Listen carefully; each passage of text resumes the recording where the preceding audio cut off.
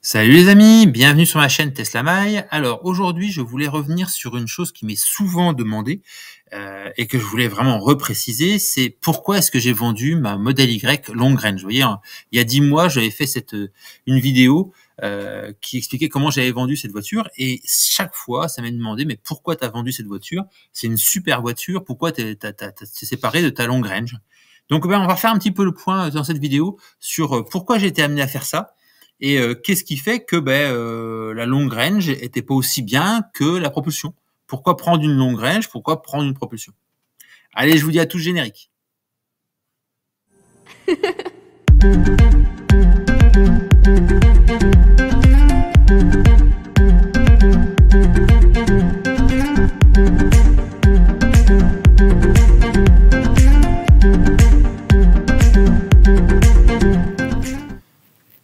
Donc voilà, remettons un petit peu les choses dans le contexte. En mars 2022, lorsque nous avons décidé, nous, de renouveler notre véhicule, on avait une Golf All-Track, on voulait s'acheter un véhicule électrique. Et comme Tesla s'était installé pas très loin de chez nous, on s'est dit, tiens, pourquoi pas aller chez Tesla. L'idée, c'était pour nous d'aller acheter un modèle 3. Et modèle 3 propulsion d'ailleurs. Donc arrivé sur place, ils nous ont fait essayer le modèle 3 et le modèle Y, et on s'est vite rendu compte que le modèle 3 allait être un peu trop bas pour nous et qu'il nous fallait certainement un modèle Y. À l'époque, le modèle Y n'existait qu'en version long range, donc pas de question et performance, mais hors de budget pour nous. Donc déjà, le budget du long range était assez conséquent. Je rappelle, on l'a touché, nous, 57 900 euros. Hein, en dessous de 60 000 euros, le véhicule avait un bonus de 2 000 euros et on ne pouvait pas bénéficier du bonus maximum à l'époque pour ce type de véhicule. Donc voilà, l'idée pour nous, c'était ça. Donc on a fait un peu nos calculs et on a réussi à financer ce modèle Y long range. Donc super véhicule, hein, ça, il n'y a pas de souci. On l'a utilisé pendant 10 000 km. Et arrivé en août 2022, le modèle Y propulsion sort. Et là, grosse question, que fait-on? On s'était bien rendu compte que le modèle Y long range était très facilement utilisable sur des grands trajets, sur les petits trajets, et qu'il n'y avait aucun souci avec ce véhicule pour l'usage de tous les jours de mon épouse, et puis pour les départs en vacances. Donc, vraiment très bon véhicule, très puissant par contre, ça c'était vraiment le truc que mon épouse n'aimait pas, c'est qu'il était vraiment trop puissant, ça lui faisait peur. Donc on s'est posé la question et on s'est dit qu'est-ce qu'on fait? Et assez rapidement, on a passé commande du modèle Y propulsion, et on a décidé de se séparer du modèle Y long range. Alors, pourquoi on est parti sur cette décision?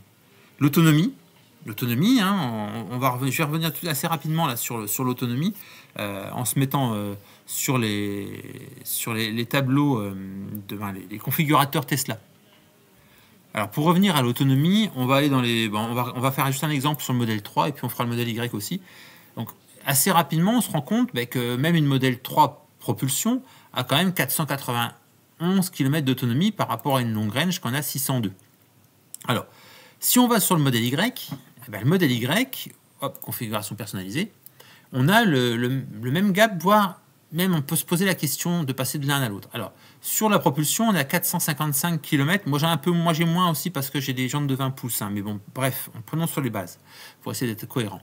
Et sur la long range, donc la grande autonomie, on est à 533. 455, 533. Donc, on n'a même pas 100 km de décalage. Pour nous, à l'époque, quand même, une grosse différence de tarif. Et encore plus maintenant, d'ailleurs. Hein. Si on retire le bonus écologique, c'est encore plus flagrant. Mais nous, à l'époque, il y avait 10 000 euros de décalage. Donc, la question s'était vraiment posée. Est-ce que ces 10 000 euros, il ne serait pas judicieux de les récupérer en la revendant? D'ailleurs, si vous allez dans mes vidéos, vous allez voir que je l'ai très bien vendue, cette voiture. Je ne me cache pas, je l'ai très bien vendue. Je l'ai vendue, je crois, dans les derniers à réussir à la vendre aussi cher. Et assez rapidement, la voiture a décoté très rapidement. Donc, voilà, moi, j'ai récupéré dans le coût 10 000 euros. Alors, on va faire le bilan un peu de qu'est-ce que j'ai perdu et qu'est-ce que j'ai gagné sur cette transaction. Alors, en effet, qu'est-ce que j'ai perdu dans cette transaction? J'ai perdu 100 km d'autonomie et aussi une qualité de recharge qui était plus importante. Hein. Je rappelle, la charge maxi de la long range, c'est 230 kWh, si je ne me trompe pas, que la propulsion, c'est 170. J'ai perdu 2 moteurs, donc je suis passé en 2 roues motrices au lieu de 4 roues motrices. et j'ai perdu en puissance, hein, mais une puissance qui est quand même difficilement exploitable. Alors pour revenir à la différence de charge, pensez aussi que cette différence de charge, elle est là pour compenser la grosseur de la batterie. On est sur une batterie de 75 sur une long range et une batterie de 60 sur une propulsion. Donc, bon, alors maintenant, les temps de charge sont approximativement les mêmes. Et alors la question, mais qu'est-ce que tu as gagné à faire ça? Eh bien, qu'est-ce que j'ai gagné? Déjà, première chose, j'ai récupéré 10 000 euros. Moi, je suis désolé, mais 10 000 euros, c'est important pour moi. Des jantes de 20 pouces, parce que moi, je voulais des jantes de 20 pouces, je les ai gagnées. Moi, je les ai eu en plus. Un intérieur blanc, ça, c'était aussi ce que ma femme voulait. Et puis, offert par Tesla, parce que j'ai profité d'une opportunité de fin d'année, le AP et l'attelage. Donc ça, franchement, moi, je pense que ma transaction, déjà sur le coup, était très intéressante. Après, alors on va me dire, oui, mais bon, ta voiture, elle est moins puissante. Oui, elle est moins puissante, en effet. Maintenant, essayez les deux et vous verrez, en effet, il y a une grosse différence de puissance. En savoir qu'actuellement, nous, la modèle Y Propulsion, on roule quasiment toujours en confort. Le coup où on se met un petit peu en standard, c'est quand on veut faire un peu les cacous et qu'on veut doubler rapidement, etc.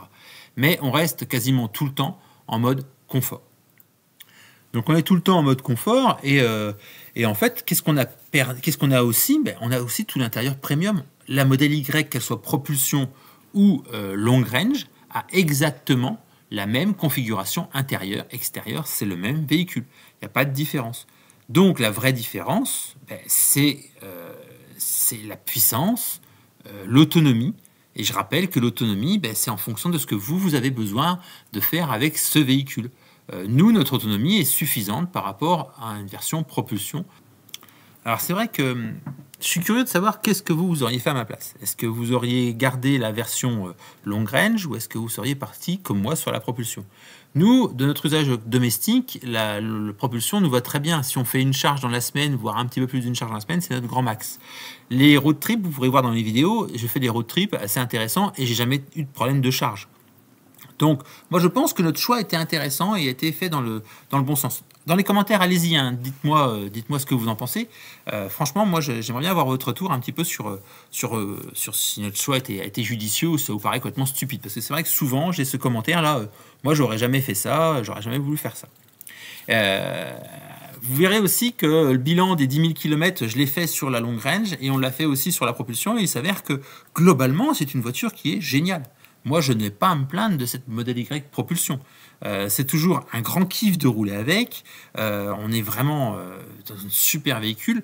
Toujours problème de confort, ça. Toujours un petit peu les essuie-glaces, c'est encore aléatoire. On n'a pas encore la totalité des options de l'EAP. Ça, je suis un peu navré. À chaque fois, je leur fais un petit ticket tous les mois pour leur dire, hey, les gars, faudrait peut-être bouger vos fesses pour remettre un peu le collier, mettre un coup de collier et puis me trouver des solutions parce qu'on n'a encore pas le parking automatique, on n'a encore pas la sortie automatique. Alors voilà, encore des options sur le EAP qui ne sont pas en fonction. Pour le reste, véhicule super sympa, intérieur blanc, etc. Moi, je vous passe la démonstration, la présentation du véhicule. Maintenant, je vais vous expliquer un petit peu ce qui va se passer parce que je sens que les choses vont arriver assez rapidement. Vous expliquer, je pense que vous êtes tous, si vous suivez les vidéos, j'ai pas trop parlé de ça, mais il y a eu beaucoup de promotions sur les modèles 3. Soyez attentifs, je pense qu'il y aura encore des promotions. Je pense que d'ici la fin du mois d'août, il y aura des promotions. Et certainement d'ici la fin de l'année, à la fin que s'il leur reste des stocks de modèle 3 ancienne génération avant la sortie du modèle Highland, il y aura encore des promotions, des baisses de prix. Je ne suis pas sûr que le modèle Highland soit en baisse de tarif. Lui, je pense qu'il va se recaler au tarif de la modèle 3 de départ. Moi, ça, c'est mon avis. Mais je pense qu'il y a des offres à faire, des offres intéressantes qui devraient sortir sur l'ancienne version du modèle 3, à moins qu'ils aient éclusé tous les stocks, hein, c'est possible aussi. Voilà. J'en profite, j'avais complètement oublié depuis le début de la vidéo. Abonnez-vous, mettez un petit pouce vers le haut si ça vous a plu. Parlez-en si des fois vous trouvez que mes vidéos sont sympas. J'ai pas mal de petites choses à vous dire. Petite news, Balou, pour ceux qui m'ont suivi un petit peu, Balou, le petit choupisson que nous essayons de sauver, va beaucoup mieux. Donc ça, c'est une bonne nouvelle. Et puis le van est en cours de réalisation. Allez, on en parlera plus tard. Ciao!